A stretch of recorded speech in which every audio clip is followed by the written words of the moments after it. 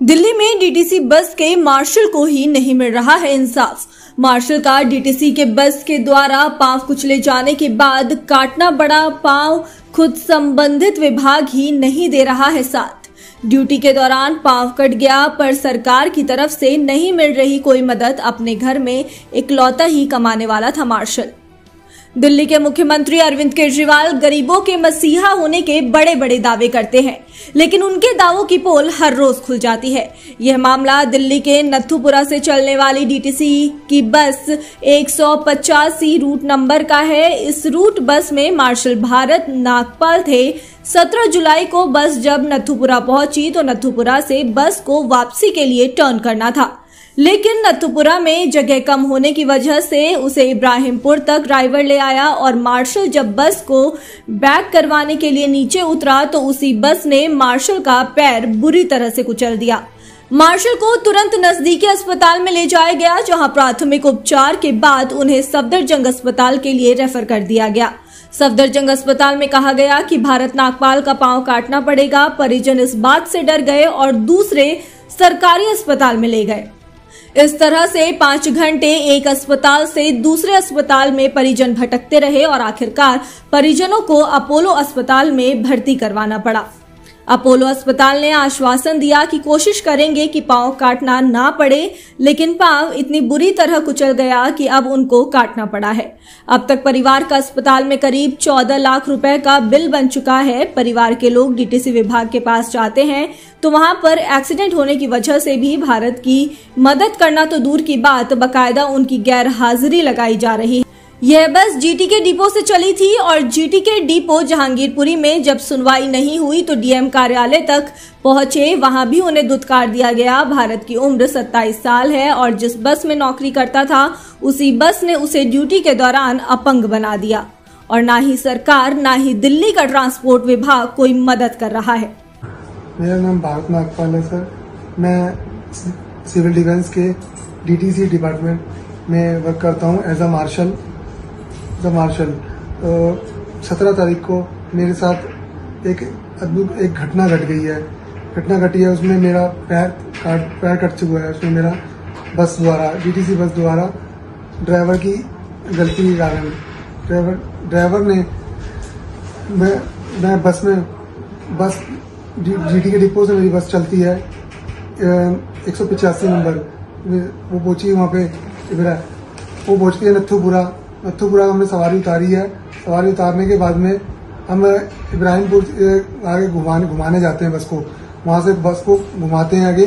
तो मैं उससे पहले छोटा सा एक कट है इब्राहिमपुर में पहुंचने से। इब्राहिमपुर जहाँ बोर्ड लग रहा है ऊपर, उससे पहले एक छोटा कट है, वहाँ से बस घूमती है।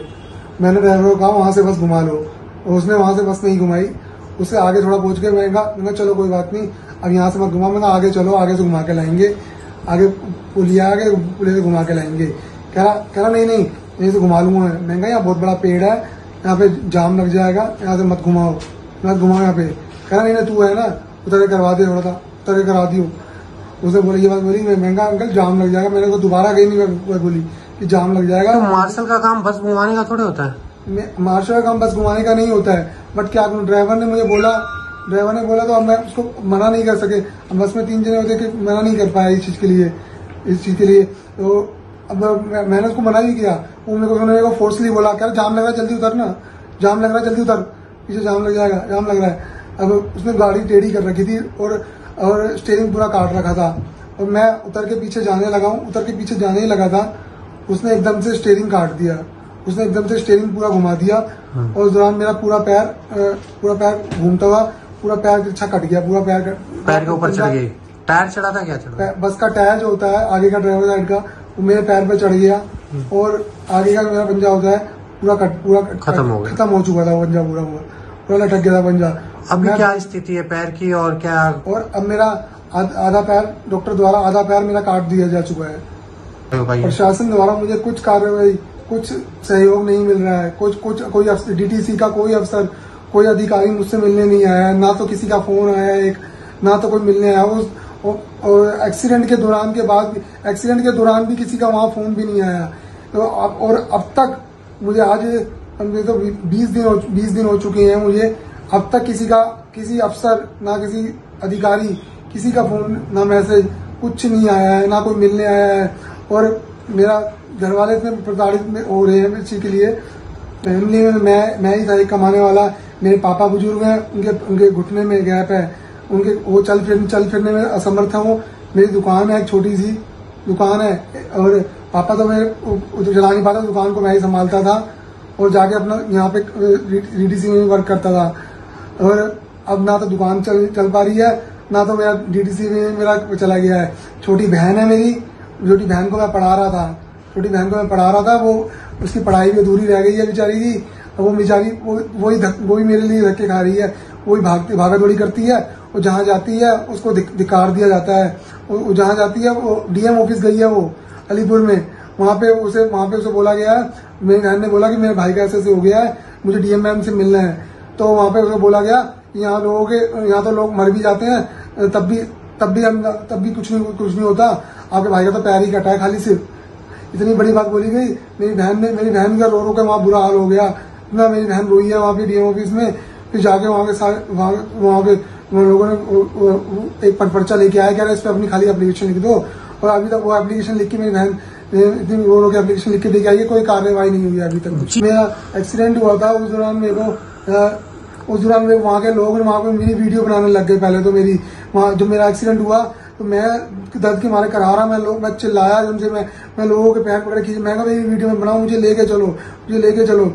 फिर मुझे थोड़ी देर के बाद मुझे कंडक्टर और वहाँ की एक महिला कोई होंगी, वो मुझे जो वहाँ की गाड़ी चलती है फटफट सेवा कुछ ऐसी बोलते हैं उनको, उनमें बिठा के मुझे बुराड़ी हॉस्पिटल ले गए हैं।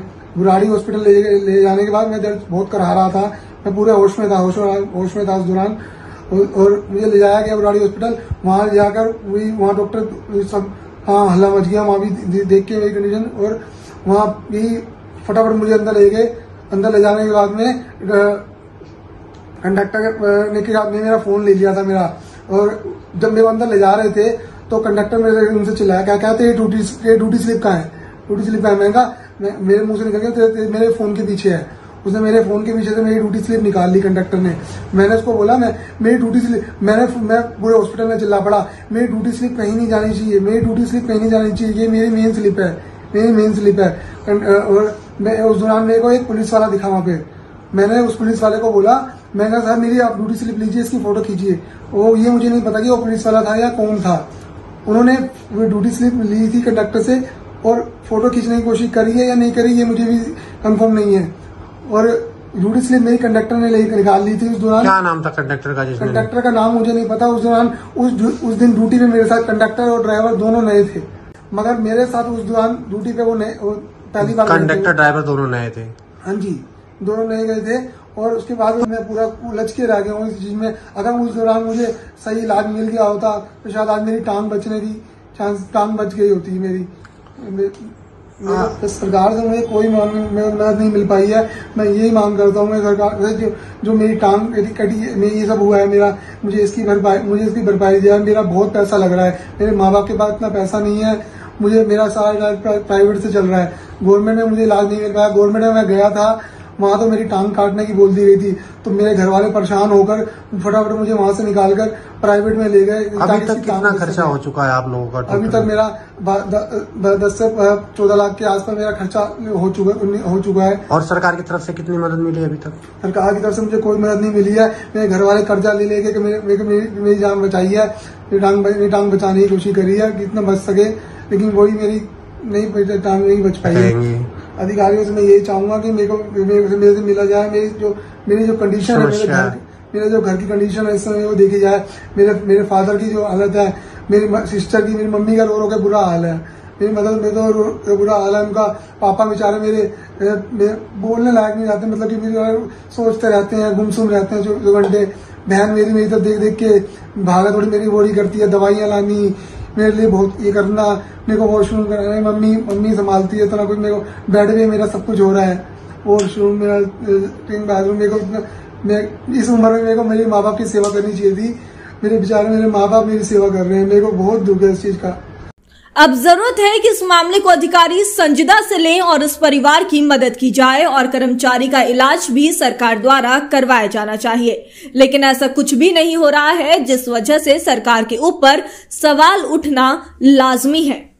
दिल्ली से सेजल प्रजापति की रिपोर्ट।